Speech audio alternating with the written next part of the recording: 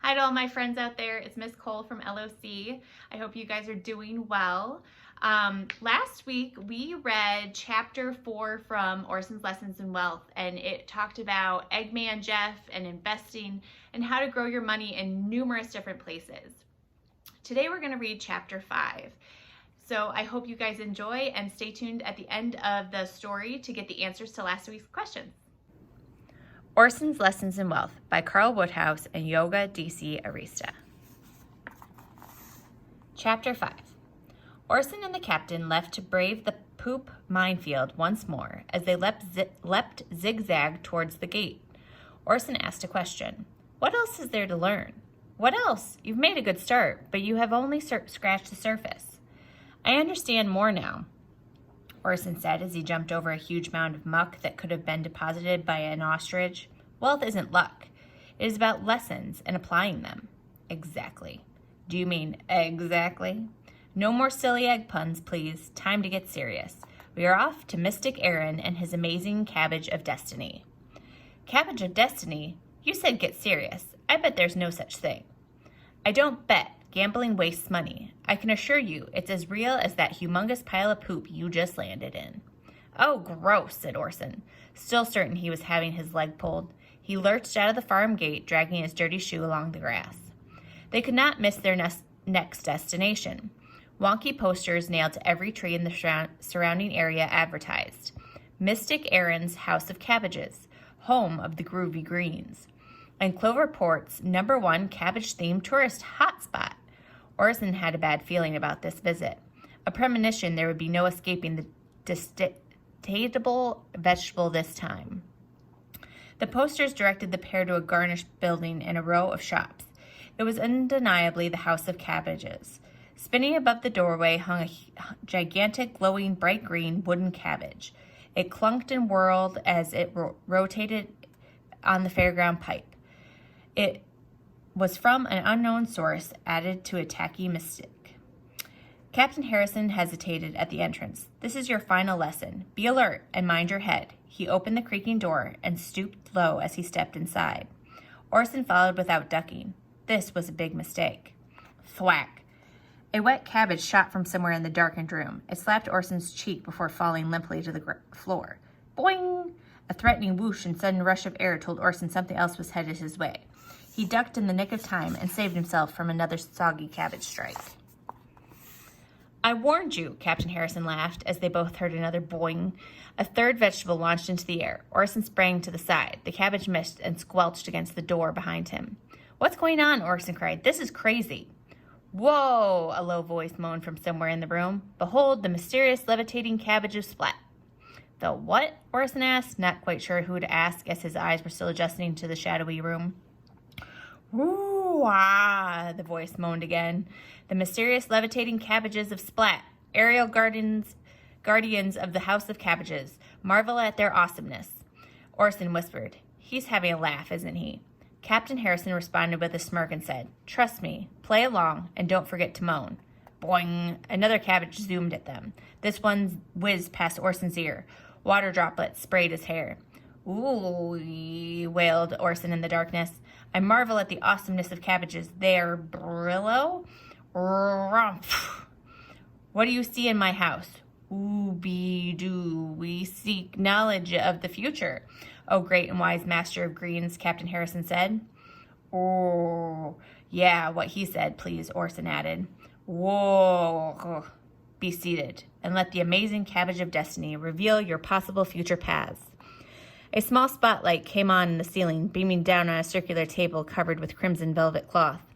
The table centerpiece was a crystal ball. Orson saw that by some clever trickery, a shimmering glass cabbage floated inside the sphere. The spotlight hit the cabbage and radiated as it glowed. Boing came the now familiar sound from somewhere in the room. Orson flinched and narrowly avoided the last assault. He took a seat at the table. You, hello? The captain moved to stand close behind the chair, and as he stepped into the circle of light, a thin, reedy voice floated from the darkness. Welcome, welcome, behold, the voice cut off mid-sentence. Oh, it's you, Captain. The voice changed from mysterious to perfectly normal. You can stop with the cabbages now, Lily. It's Captain Harrison, and he's brought a friend. Turn the lights on, please. No probs, a young girl's voice replied. A rusty tap grated, and the room brightened with flickering gaslight. It revealed a little girl sitting on a stool beside a pile of sodden cabbages. She held a tennis racket in one hand and casually tossed and caught a cabbage with her other. The wavering light was exposed a man on the other side of the round table. At first glance, his clothes gave him an ancient wizard appearance, but looking closer, Orson realized he was quite young. He wore long robes embroidered with strange symbols and various vegetable designs. Orson took a moment to look around and then asked the little girl, "Were you hitting cabbages at me?" "Yes, indeedy," she giggled. "I got you right on the noggin, didn't I?" "Why?" "Flying cabbages are mysterious. They're strange and spooky." The girl tried unsuccessfully to contain her laughter. "Plus, I enjoy it when I score a direct hit." The young man spoke. "It's just for the tourists, really," he explained. "They demand something special in here." "So you splat your visitors with wet vegetables?" "Why, yes. What else would you expect?" He waved an arm in a flamboyant gesture around the room. "The House of Cabbages. Allow me to introduce myself. I'm Mystic Aaron." "Just Aaron, please." "This is my House of Cabbages, and this," he pointed towards the crystal cabbage, while breathing out a dramatic and somewhat eerie moan, "is the amazing cabbage of destiny." Captain Harrison gasped in rehearsed admiration, and Lily let out a hushed and praised, "Wow." Orson looked at the cabbage, not quite knowing how to react. Nice? What does it do?" Aaron gestured for Orson to look at the crystal cabbage. "Please open your mind and prepare to be astonished." He pulled out a chair and sat opposite him. They both began to stare into the ball's depths. After a tense silence, another moan escaped Aaron's lips. "Roar. The cabbage of destiny has shown me 3 possible future paths for you. Here," he took a deep breath, "is the first." He took another breath. Orson fidgeted in his chair in anticipation of more entertainment. "Path?" Aaron sang. He held the note and tapped a rhythm with his fingers on the tabletop. Then he screeched out a song. "You will choose to work all day, frittering away your pay. Then, my friend, there is no way that you'll fulfill your dreams. You'll attempt to get rich quick, a sucker for a con man's trick. But you must be a lunatic for trying dodgy schemes. You'll think he seems an honest bloke. It sounds legit, the scheme's no joke. But rest assured you'll end up broke if you fall for this scam. You will not heed my sound advice. You'll gamble and you'll play with dice. And then you'll pay a heavy price and end up in a jam. But you can still avoid this mess. Invest some more and gamble less. My friend, I feel I must impress. On you, it's not too late. So change your ways with what you've learned. Protect the money that you've earned. Avoid the con men, don't get burned. And riches you'll create."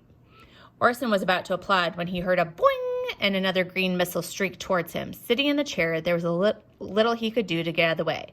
The cabbage slapped him on the ear. "Ouch! What was that for?" "I thought that was just for the tourists." Lily blew a raspberry. "To teach you a lesson." "What lesson?" "Don't gamble and don't fall for get-rich-quick schemes or trust con men." "I don't intend to, but how is cabbage a reminder?" "Will you forget today?" Lily's brow furrowed as she waited for an answer. "Absolutely not." "Ah, the penny dropped," she sneered. "My work is done." Captain Harrison choked back a laugh. "Thanks, Lily. I think he gets the message. Aaron, could you please share the next possible future?"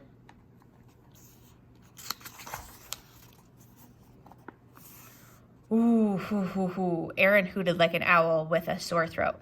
"Let us continue. Look deep into the cabbage of destiny and concentrate." Orson stared into the cabbage's heart, but saw nothing. Aaron's intense stare indicated he could see something in the depths of the crystal ball. After a pause, he began to sway and became agitated. Once again, his fingers drummed a beat. "A secret that you must digest is that of compound interest. You start off with a little sum, invest 10 coins, it earns you 1. 11 coins now you possess, the extra coin is interest. And here it is when you see the fun, you start again with 10 plus 1. You let the extra coinage sit to earn you 1 bit and coin a bit. Compounding has kicked into action, you've made 2 coins and a fraction. But it is not yet complete, and as year on year it will repeat.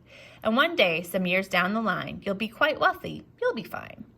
Orson twitched excitedly. "Ooh, that possible future sounds brilliant. Just 10 coins and I'll be rich." "It's not quite that simple," said Captain Harrison. "True, compound interest will grow your 10 coins. You start with 10, you are paid interest to add to your original 10. You earn interest on the interest too. Keep doing this and your money multiplies, but it takes time." "Awesome. If you want massive growth, regularly add part of your income to your savings. The real magic of compound interest will be revealed. Ah, said Orson, remembering the number of chests in Daisy's vault. Now I understand why you deposited 10 of your 100 treasure chests with Daisy. Bingo, Captain Harrison said. I always put 10% of my earnings into savings for a long-term compound interest growth. That's the lesson? It sure is. I have a lesson for you, Lily shouted from the corner as she batted another cabbage at Orson. There was no avoiding this one. It hit him squarely between the shoulder blades. Ow, stop it, Orson pleaded. Lily cackled so hard she didn't hear. Tears ran down her face. Hysterical giggling shook her body, and she almost fell off her chair. Enough now, Lily. Don't torment the poor boy, said Aaron. Lily's laughter cut off in a flash. She pouted, just trying to help. Orson grew grumpier and wanted to argue, but he remembered there were 3 possible futures, and he had not yet heard the final prediction. He turned to Aaron, worried that any moment he could be stuck again. Isn't there one more path? There is. Aaron stared into the cabbage a final time, his gentle moaning growing and reaching a crescendo. Ooh, I predict pain. Yes, cried Lily, this taking a cue and firing another shot. I spy suffering. Fantastico. I'll show you suffering. Take that. Boing, whoosh. Another vegetable hurtled from the corner. Orson anticipated this attack, jerking his head to the side so the incoming cabbage flew past. Engrossed in his vision, oblivious to Orson's predicament, Aaron continued. I can see you donating part of your wealth to help those in pain who are suffering. What? Another 10%? That's a lot of money gone. Don't worry, said Captain Harrison. Just give what you can. If you can control your spending, you'll soon adjust to living on the rest. Before I became wealthy, I reserved 30% of my income for savings, investing in assets, and donating to worthy causes. You lived on 70%? Precisely. I built wealth while helping others. It felt great. Captain Harrison folded his arms. That is the final lesson. Save 10%, invest 10%, and give what you can. Learn to live on the rest. Wow. No more lessons? Is that everything? Not everything, the captain said, but enough to set you on the right path. You can always learn more. You'll make some more mistakes along the way, sure, but be sensible, avoid debt, follow my advice, and you can grow wealthy. Orson beamed. The teaching was complete, and he had new understanding of wealth. Thanks for all your help, Captain. Much obliged to you and your cabbage, Aaron. My pleasure, said Aaron. Lily giggled and patted the cabbage pile. Hee hee hee. Mine too.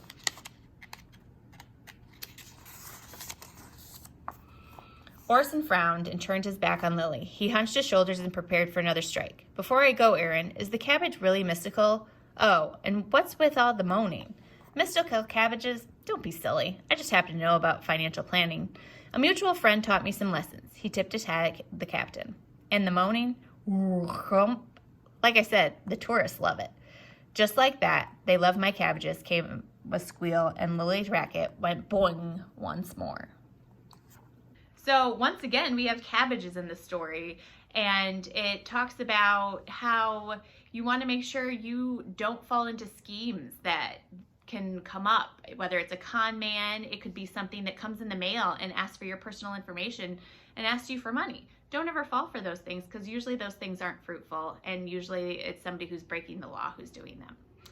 So to answer the questions that we had last week on chapter 4, the first question was, how many eggs did Logan, the chicken, lay in a week?